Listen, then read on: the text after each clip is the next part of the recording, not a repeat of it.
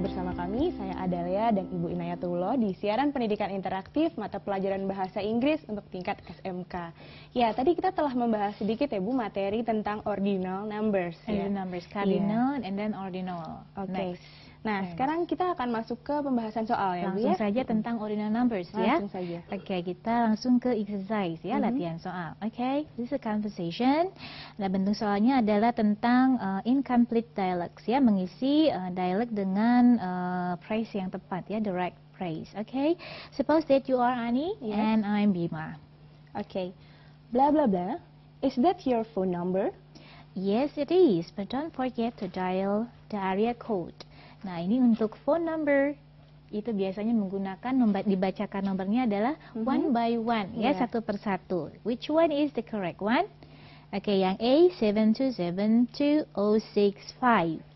Oke, ini adalah sudah jadi clue ini jawaban ya. Jawaban yang tepat adalah A 7272065. If you find the correct answer in the first, don't wait too long, just choose it ya. Yang A adalah jawaban yang tepat. Kenapa yang B salah? 250 itu biasanya digunakan untuk kalimat bilangan pokok, number bilangan pokok yang menyatakan nominal. Nominal. Kemudian yang C, the first third number, itu adalah bentuk dari urutan. Nah, itu adalah nomor ya, nomornya ordinal number. Kemudian yang di 99.99. Nah, ini 99,999 itu adalah bentuk dari nomor desimal. Maka yang jawaban yang tepat adalah A ya, 7272065. Oke, langsung ke number 2. Ini adalah ketika adik-adik melihat bentuk soal yang seperti ini, adik-adik harusnya tangkap bahwa ini adalah bentuk soal error recognition. Artinya mencari jawaban yang salah pada struktur kalimat. Jadi berkenaan dengan cara penulisan, grammar, dan sebagainya ya, tentang tata bahasa, bukan ke konteks dari dialognya gitu ya. Oke, number 2. Mahmud, an 11th grade student, get the best score among 40 students. His score is 395. Oke, kira-kira mana nih ya? Adakah cara penulisan yang salah pada option yang ada di sini? Kita cek.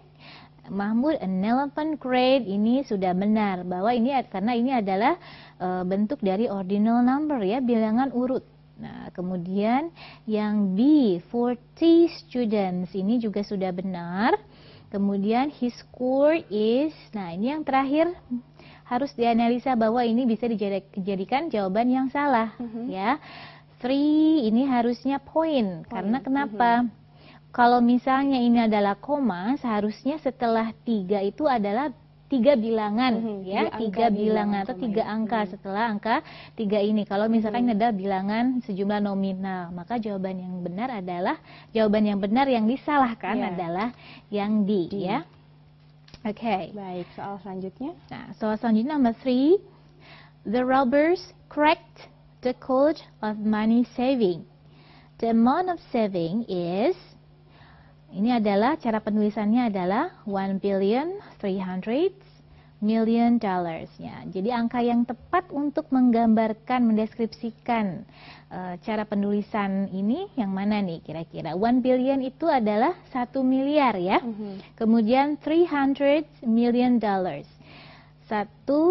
miliar dan 300 juta dolar. Nah, kira-kira 1 miliar kan angka nolnya berarti yang 9 ya. Nah, maka jawaban yang tepat, oke, kita hitung dulu ini 1 2 3 4 5 6 7 8 9 ya. Oke, kita temukan jawaban yang benar adalah yang C, yang C ya. Ini adalah ya, Ibu, sebelum kita masuk ke pembahasan berikutnya, kita akan menjawab pertanyaan dulu melalui Facebook dari Gilang. Pertanyaannya adalah, dalam penggunaan apa saja nomor harus disebutkan satu persatu? Iya, tadi kita sudah sempat membahas sedikit ya Bu ya mengenai kita nomor. ulang lagi nggak apa-apa. Oke, untuk bilangan nomor ya, khususnya untuk ordinal number, ada cara untuk menyebutkan satu persatu saja nomornya, tidak dengan nominal number ya. Itu biasanya ditemukan dalam nomor telepon, kemudian nomor rumah, kemudian nomor tiket penerbangan, entah itu penerbangan atau kereta dan sebagainya. Itu biasanya menggunakan ordinal number yang dibacakannya satu persatu. Iya, sudah cukup jelas sekali tadi Bu ya. Nah, sekarang kita masuk ke pembahasan berikutnya ya Bu ya, mengenai ordinal number, bilangan urut. Let's see. Ordinal number atau bilangan urut, ya, used to denote positions or ranks. Normally, the reading of an ordinal number is preceded by an article the.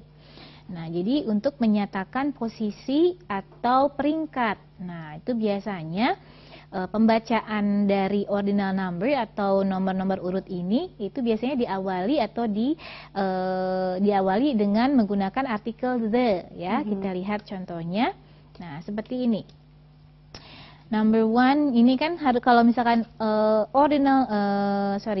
cardinal number untuk nomor 1 ini adalah 1 ya, tetapi dalam bentuk cardinal number karena peringkat itu berubah menjadi the first ya. Cirinya adalah ada ST ya, untuk menggambarkan bahwa ini adalah ordinal number. Kemudian yang kedua juga sama, the second ya, the second ya, ini artinya yang kedua. Kemudian ada yang the third ya, kemudian ada the fourth, and then the fifth, the ninth, the 12th, the 20th, the 21st, the 92nd, 93rd, and then the 100. Nah, itu adalah bentuk-bentuk contoh dari ordinal number atau bilangan urut. Dan biasanya itu jangan lupa adik-adik untuk membubuhkan artikel the sebelum bilangan urut ya, karena itu berbentuk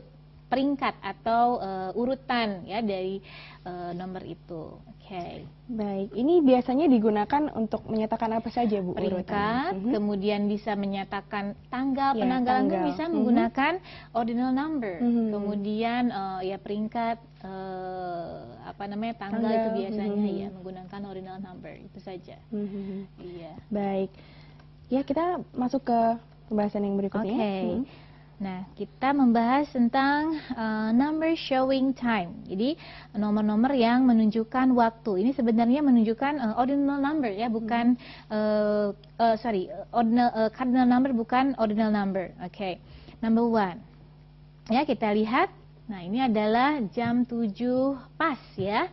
Nah, jam 7 pas itu biasanya dinyatakan dalam cara pembacaannya adalah bisa it's 7 o'clock, bisa it's 7 only, bisa it's 7 sharp. Nah, bisa 7 o'clock. Biasanya kan lazimnya o'clock ya, tetapi bisa juga sebenarnya menggunakan it's 7 sharp ya, jam 12 pas gitu. Kemudian yang kedua adalah pukul 8.15 ya. Nah, ini bisa diungkapkan it's a quarter past 8. Jam 8 lebih 15. Jadi 15 menit dahulu melewati jam 8, telah melewati jam 8. Kemudian atau bisa juga one by one nih, 8:15. Jadi yang 2 angka pertama, kemudian 2 angka selanjutnya. It's 8:15. Kemudian yang ketiga, pukul 10.30. Nah, 10.30. Kalau 30 menit kan digambarkan sebagai setengah jam ya. Dalam bahasa Inggris setengah itu artinya half. Ya, bahasa Inggrisnya half. It's 30:30. It's 30:30 ya. Setengah jam melewati. It's 10:30 ya. Ini salah. It's 10:30. Kemudian it's 10:30. Ya, ini adalah contoh yang salah sebenarnya. It's 10:30. Kemudian it's 10:30. Nah, yang keempat adalah jam 11.45. Ini bisa disebut it's a quarter to 12 ya. Jadi karena dia mendekati ke angka jam 12 ya, maka yang ditonjolkan adalah jam 12-nya. Jam 12 kurang berapanya. To itu mengarah pada 12. Jadi 15 menit menuju ke jam 12. Ya.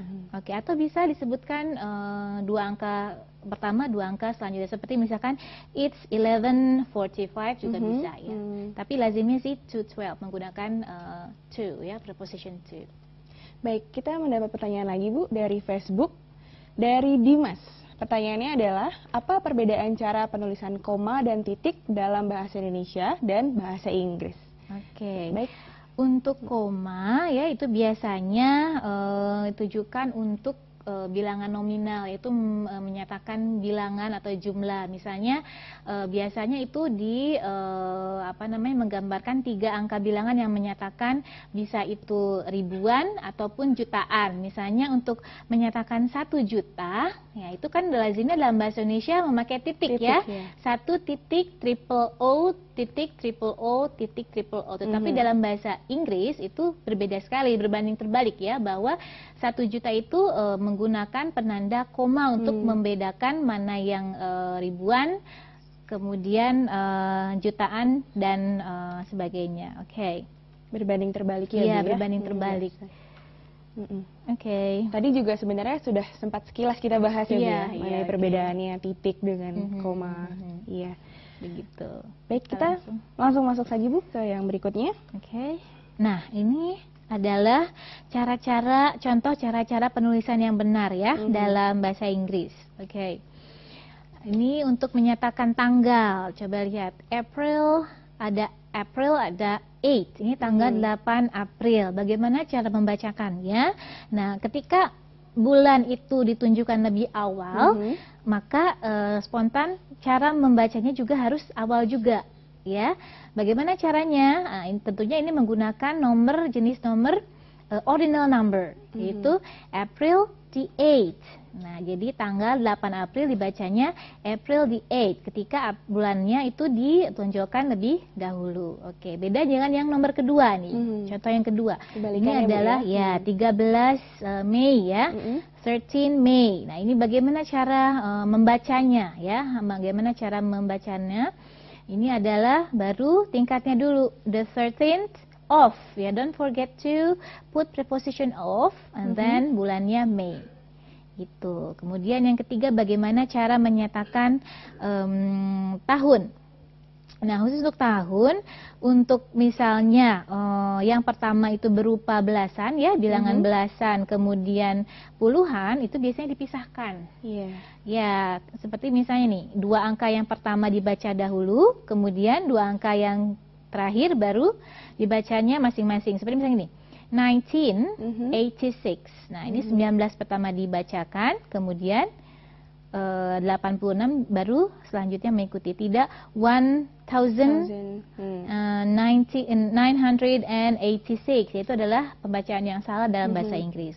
Kemudian, nah, berbeda halnya ketika penulisannya itu misalnya ada O-nya di tengahnya 2 ya. Itu tentunya harus dibacanya full ya. 2001.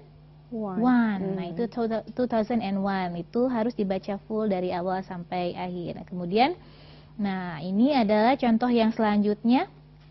Nah, ini adalah sama ya, yang pertama puluhan, yang kedua adalah belasan, atau sebaliknya itu sama dengan contoh yang seperti ini, dibacanya dua angka yang pertama, baru 2 angka yang selanjutnya dibacakan. Kemudian, nah, contohnya 2012. 20 untuk 20, 12 untuk 12. Nah, bagaimana dengan contoh yang berikutnya nih? Ya, 21 century. Nah, ini artinya abad ke-20. Ini menggunakan ordinal number ya. Oke, cara membacanya adalah the 21st century.